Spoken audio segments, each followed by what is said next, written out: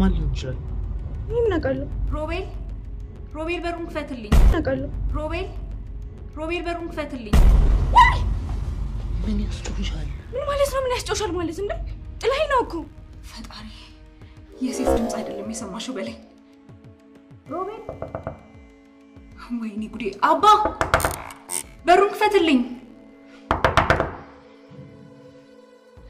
ሮቤል ምን እያደረክ ነው? የኔ ቆንጆ የሆነ ነገር ተባበለ። ምንም ተባበረክ? ይኸውልህ ሮቤል ባንተ ከመጡብኝ ማንንም እንደማልሰማ ታውቃለህ? በደንብ አውቃለሁ እኮ ግን አሁን የመጣችው ሴት ታስፈልገናለች። ለምን ታስፈልገን? እሱን በደንብ አስረዳሻለሁ። ግን እኔ ላለማጣት የምትፈልጊ ከሆነ እኔ የምልሽ ነገር ማድረግ አለብሽ።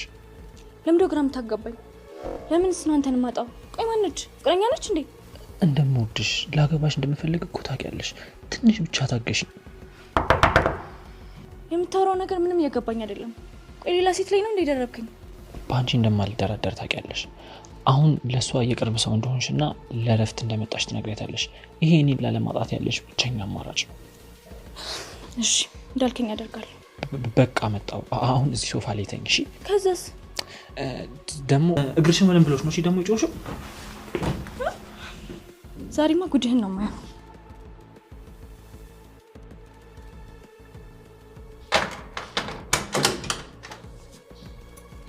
የኔ አባት ምን ሆነ ነው? ምንም አልሆንኩም። እንዴት መጣሽ? ማለቴ ለምን መጣሽ? ማለት የኔ አባት እሱ ደግሞ ምን ማለት ነው?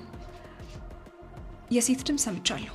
መቼስ የጠረጠርኩት ነገር እንደማይሆን ተስፋ አደርጋለሁ። አዎ ሰምተሻል? አዎ ሰምተሻል? ምንድነው የሰማሁት?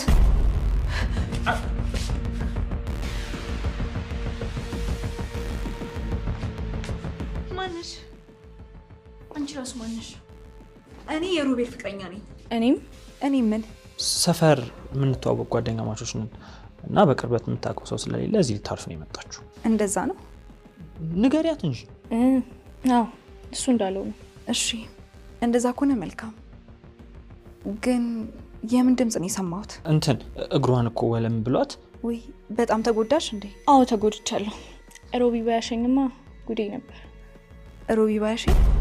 በሩንም ሳልከፍት እኮ የቆየሁት ለዛ ነው። ችግር የለውም ዋና